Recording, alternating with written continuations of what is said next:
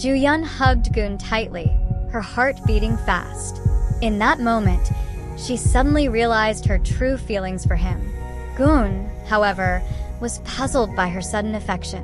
"Why are you hugging me like this?" he asked, his voice filled with confusion. Ju-Yeon, feeling embarrassed, quickly pulled away and stammered, "Oh, I was just worried about you, running too hard."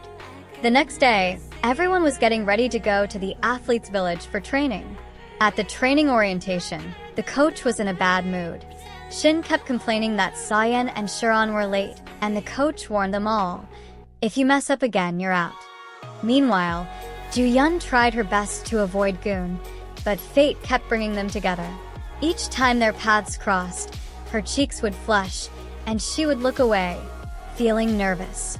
Shin noticed her strange behavior, but was more concerned about Se-Yan spending time with Goon. He worried that it might bring back bad memories for him. At Mrs. Kyeong's house, things got chaotic when Se-Yan's bodyguard arrived.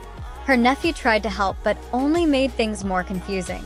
Somewhere else, Shin tried to convince Se-Yan to quit the training. "The athletes' village is like the military," he argued, "and you'll have to see me all the time." Se-Yan, amused by his irritation, refused to give in. She found it fun to tease him. On the day of the trip, both Shin and Goon offered Ju-Yeon a ride.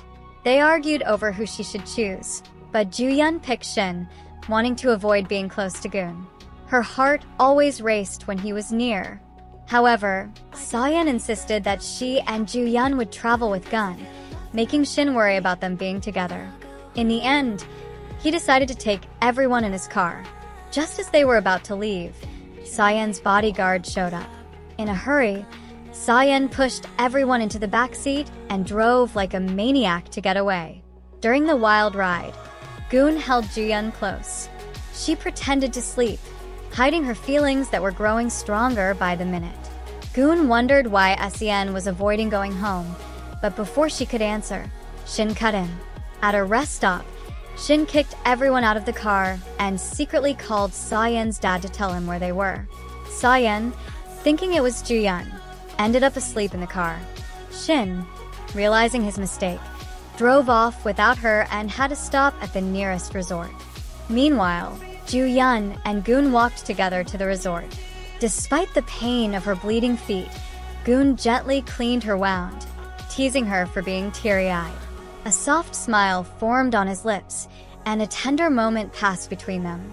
Back at the resort, Shin tried to make things right with Se-Yan, but accidentally broke her bracelet, leading to a brief argument. When Ju-Yeon and Goon finally arrived, the air was filled with tension, hinting that their story of love and confusion was far from over. Later, as the players head to the training, Goon takes Ju-Yeon to the bridge, where his first love once saved him. He begins to confess his feelings to her, but she apologizes, saying she can't accept them.